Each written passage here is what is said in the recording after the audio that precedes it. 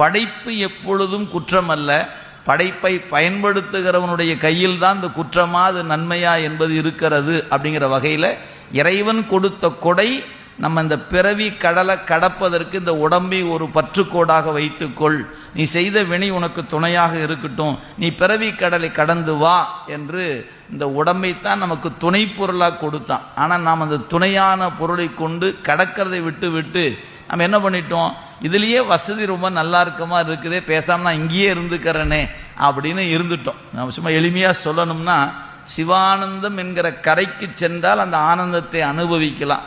நாம் இந்த பக்கம் ஒரு இடர்பாடுக்குரிய இடத்துல இருக்கிறோம். சரி, நம்மள இந்த துன்பத்திலிருந்து அந்த இன்பத்தை நோக்கி அழைத்து போவதற்கு நமக்கு ஒரு வழி வேண்டுமே. அதனால அந்த பிறவி கடலை கடப்பதற்கு இறைவன் என்ன செய்தார், இந்த உடம்பு என்கிற ஒரு கப்பலை கொடுத்தார். கப்பலில் ஏறி உட்காந்து நீ பார்த்தா அதுக்குள்ளேயே ஹோம் தியேட்டர் இருக்குது, ஸ்விம்மிங் பூல்